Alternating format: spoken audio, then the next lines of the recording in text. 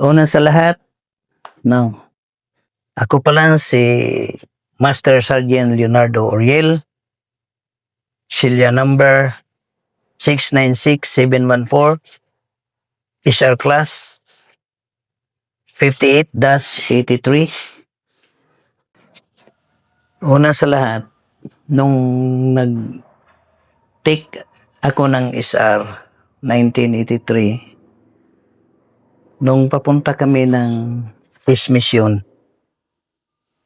galing sa Gandasuli, yung jungle base namin, under sa SRTC, Scout Ranger Training Company. The leadership of ang CEO namin si Captain Rodolfo Acubira. Sinakay kami ng gabi na yan, sinakay kami ng lansa papunta doon sa lugar na kung saan ang first objective namin, yung sa first phase, doon sa Buhangin Puti, doon sa Hulo yun. Hulo. Then bumaba kami mga 4 o'clock hanggang na ligaw kami konti dahil mag-debate kami. Di kami dadaan ng medyo malinis na daan. Napunta kami ng Bakawan. Tapos nung inabutan kami ng 10 o'clock siguro yon, umakyat kami lahat sa Bakawan kasi malalim ng tubig high tide. Nung mga 2:00 ng hapon, bumaba na kami, dandana. Tapos nag-proceed kami sa objective namin. Ang leading element namin kasi pang third team kami. First team namin ang organic ng Scout Ranger Training Company. And then ang ikadua nga team under ni Staff Sergeant Inocencio Pagadian. Then under kami ni Sergeant Victor Olip. Nung patuloy ang movement namin papunta sa objective, naka-engage ang leading element. Then automatically na-wounded, duwa ka organic na wounded, isa si Sergeant Davis, tapos yung ibang mga kasama namin doon. Actually ang second team walang wounded sa aming grupo. Yung organic yun na wounded, halos yung na-wounded mga kasama namin na mga organic nga nag-lead sa amin papunta sa objective. Malapit kami sa ilog sa dagat. Tapos biglang putukan. Kanino una galing ang Sa kalaban. Pero nung before nga pumutok, ang nakauna ang leading namin talaga. Kasama namin. Tapos ang first sergeant namin noon si Sergeant Lalo. Hindi ko na natanda ng pangalan. So nung automatic nag-drop ang tropa, doon na tuloy-tuloy ang putukan, madali lang, mga siguro mga 10 minutes, tapos huminto. Nung huminto, akala namin wala nang kalaban, siyempre. Pero yung lugar na yun kasi masyadong critical, yung tinatawag nga nila noon Little Vietnam, kasi grabe ang mga paksel. Hindi pwede nga makasulod yung mga mga reinforcement na PPC tungod sa hirap ang daan kasi nagdugtong-dugtong yung mga paksel na bato. So yung mga kasama namin naghiwa-hiwalay atras na maghanap ng cover. Ngayon may puno ng lubi. May puno ng lubi. Yung kalaban namin, yun ang tinatarget nila ng 2-3. Ang puno ng lubi, doon kami pupunta. Puno ng lubi. Tapos, nagsigaw ang kabady ko. Sabi niya, wag kang pumunta dyan. Kasi yan ang tinitira nila. So, sabi niya, balik sa area mo. So, bumalik ako dun sa area. So, within 5 minutes, nakahukay na ako kasi may jungle knife man ako dala. Kapag magputukan, yung ginagawa ko, yung pack,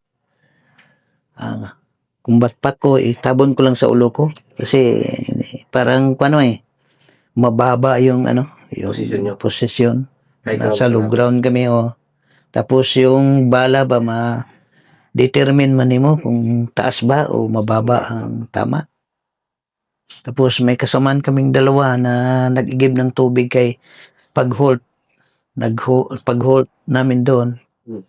Nag-igib ng tubig kasi may tabay, may balon, kumuha sa tubig. Habang nagputukan yung dalawang kasama ko, naiwan sa doon sa balon. Pero sige, nag-engage ang putukan pa rin sa harapan hanggang na huminto. Pag hinto, umakyat sila. Tapos bumalik yung by team, by section ng ang group namin para makikita kung sino ang wounded o sino ang grabe talagang tama. So, isa lang ang grabe ang tama. Yung parang naputol yung yung paa dito sa paa na igo. Kasi naputol ang ibig sabihin, naputol ang buto. Kaya gaganyan-ganyan naman yung paa niya. So inibak namin, inatras doon, naghanap kami ng kunting high ground. Pero malala na yun. Masakit na yun. Masakit na. Pero yung tao na yun, parang nasanay na kasi sa wounded, kaya parang hindi mo naririnig na magsasabi na, aray. Wala. Reklamo. Parang nasanay na kasi parang pangatlong beses na niya na wounded yun Tapos, nung dati kasi sila yun mga organic ng iparyo sa Hulo. Ngayon, nag-check up ang mga team leader namin kasi pang ako noon pang 5. Parang assistant radio operator ako. Ngayon, bilang ng mga tao. Pagkatapos na bilang ng mga tao. So, walang wounded. So, nagkuman ang namin, ang first sergeant sa ranger sa tropa na occupy og high ground. Doon na kami nag-occupy ng high ground. Ngayon, nung medyo madilim na, kasi papunta na ng gabi, may bigla akong nakikita ng na isang tao nagpapasaan ng importin. Ngayon, Gano'ng kalayo? malapit lang, mga ganito, ganyan lang git siguro. 30 meters. Oo, ganyan. Ngayon, hina-identify namin, baka kasama. Kasi yung iba namin kasama ng mga organic, gaganyan-ganyan na sila Maghahanap sila ng kasi tapos ng putukan. Tapos, yung kasama ko, iniimingan niya na targetin. Tapos, tingnan ko, buddy, wag mong barilin, kasamahan natin yan. So, hindi na baril. Kapag binaril, patay yun talaga. Kasi malapit lang Saka sa puno kami ng niyog. So, parang masamang indication ba? Kasi pagkasunod na araw sa second phase namin, nabaril talaga yun ng kalaban, patay siya. Yung tao na yun. So, nagtagal kami doon mga 10:00 ng umaga kasi ang tagal ng evacuation ng wounded. So, yun sa baba sa paahan niya ng Mount Talipaw. Ngayon, nung inibak na namin, inabot na kami ng gabi nakarating doon sa Matatal. Doon kami nagstay sa Matatal. Yung kanyan ng batalyon ng 10IB. Doon kami nagpahinga kasi naghihintay na naman kami. Kasi SOP man sa atin yan kapag wala tayong ma-recover na kwan na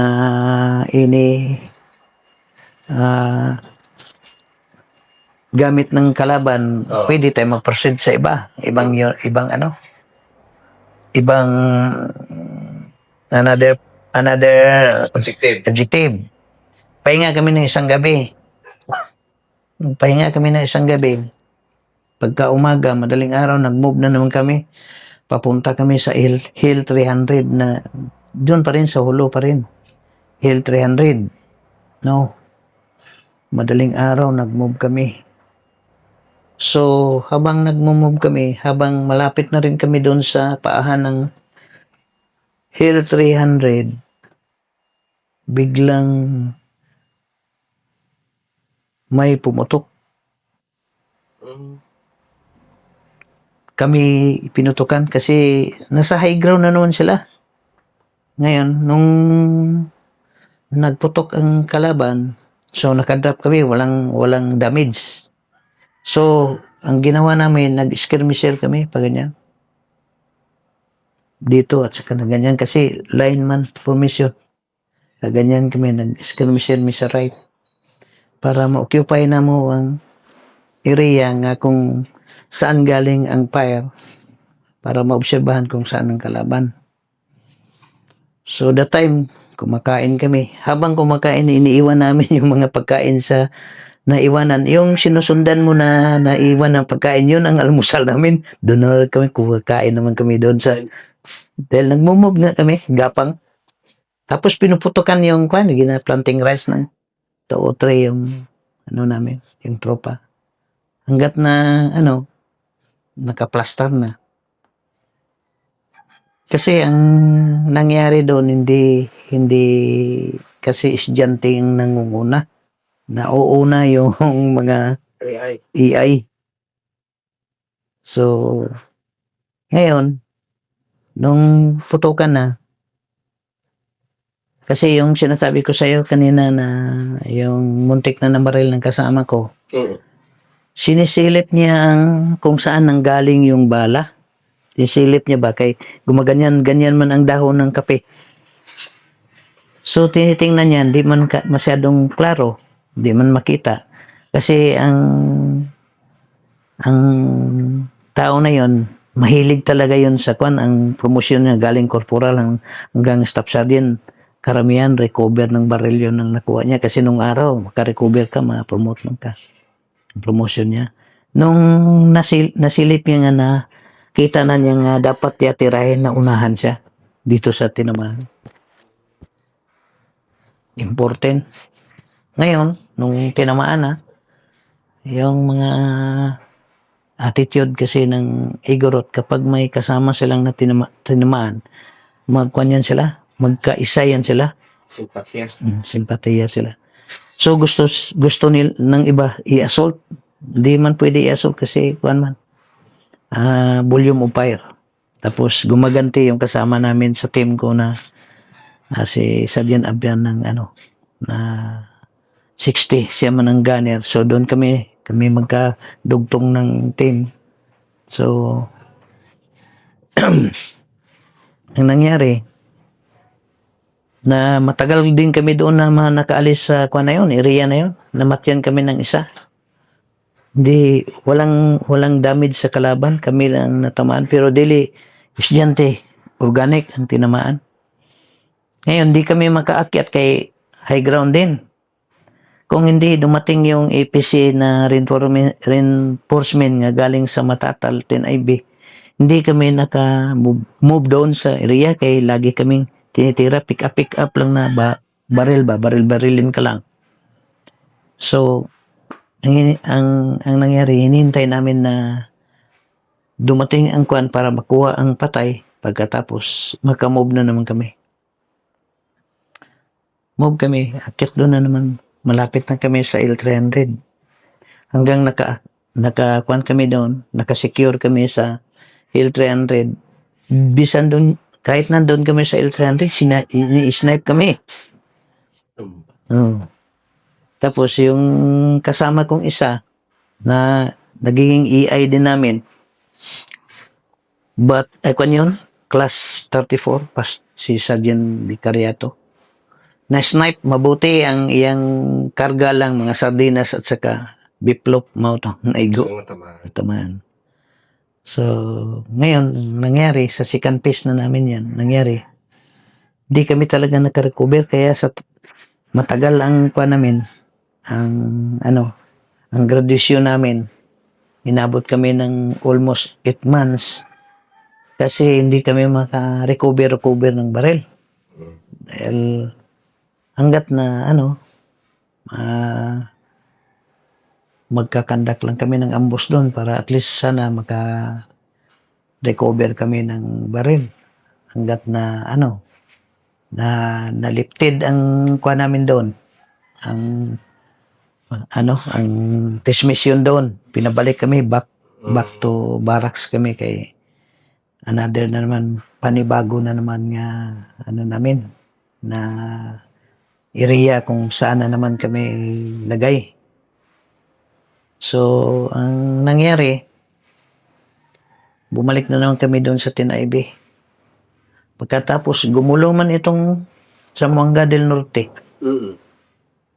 Nung nagulo ang Zamboanga del Norte, inilipat kami dito ngayon sa Zamboanga del Norte. Galing doon sa Hulo, kinarga kami sa Fokker. Tapos, papuntang airport, sakay ng 6x punta naman sa Del Norte. Matagal kami diyan sa Del Norte. Makarating pa kami ng hanggang Liloy, Ipil.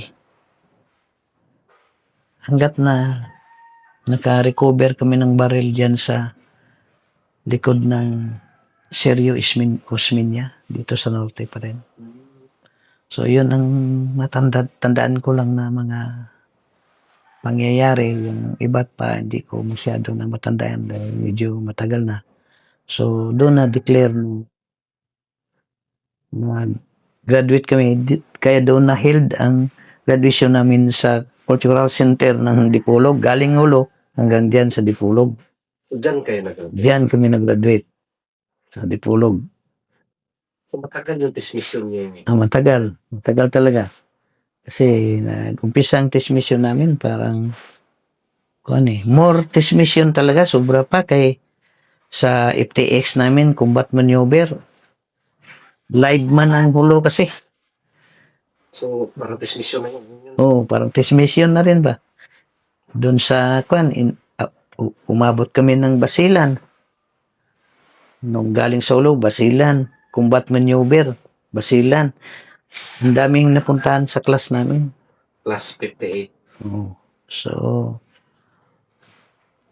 maganda lang ang nangyari kay sa class namin walang lagas at saka wala ring wounded. Yan ang kagandahan. So after sa kuha namin, nagkahiwa-hiwalay na ang kuha namin kasi ang dati yun, ang buong team, ang buong class na yun na nagiging striker kami ng first division. So, nung nag-propose ang first division nga mag-conduct ng regular class sa Ranger, kaya pinadala kami ng schooling doon sa Tanay, Tenor Force. Tanay yan, Master Abik. Hindi. Sa Hulo. Last na class yan. Pero nag-kuhan sila, nag-select sila ng mga pwedeng first batch niya training para mag-train ng tenor course para magkuhan. Pero hindi man natuloy ang kuhan na yun. Kaya parang iniba na nila ang venue nga kung saan consolidate na ang SAR. So, pagkatapos yun, hinati kami sa 4 na grupo. Ang first MTT sa 101 Brigade, second MTT sa Iligan, third MTT sa Brigade dito. Tapos fourth Entity mo, yun ang naiwan sa Bulacan. Apple. Dito na naman, nag-move naman. Hanggang nag-move ng, yan lang. Master, ano yung kuha? 30 years in the service ka. So, enough na siguro yun para mapatunayan mong nagservisyo ka sa bayan natin. Ano naman yung mensahe mo sa mga kabataan ngayon? Gusto rin maglingkod o sumunod sa'yo. Ah, ang, O nangangarap. ang advice ko lang sa kanila, sa mga bago ngayon na mga generation, wag lang nilang paglaruan ang serbisyo. Pagbutihin nila, mahalin nila ang serbisyo bilang isang sundalo. Kasi kapag minahal mo yung serbisyo mo, ibig sabihin, ididikit mo yung buhay mo. Normal sa tao na makaranas tayo ng hirap. Pero sa umpisa lang yun ang hirap.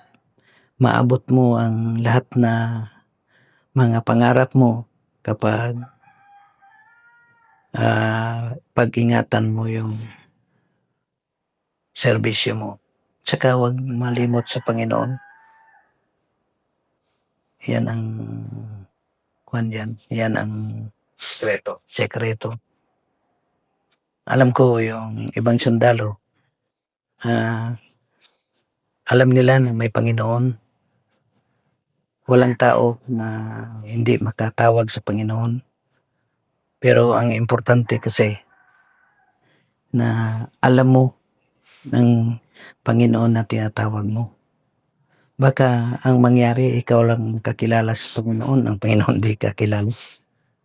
So, kinanglan natin ang magiging relationship natin sa Ginoo, sa Panginoon. Magiging anak tayo ng Panginoon. Siguruhin mo yung buhay mo. Kasi hawak-hawak tayo ng Panginoon. Huwag na yung sabihin mo kung minsan bahala na ang Panginoon sa'yo. Hindi yan ang prinsipyo ng isang sundalo.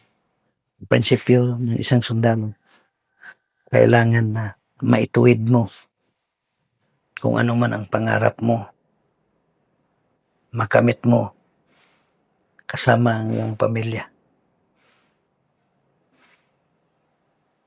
At saka huwag kang masyadong arugante bilang sundalo. Kasi karamihan sa atin madisgrasya dahil kung minsan arugante tayo, hindi natin bigyan ng pagkakataon na may mga tao na dapat pala bigyan natin ng halaga rin sa buhay natin. Yan lang siguro masabi ko. So,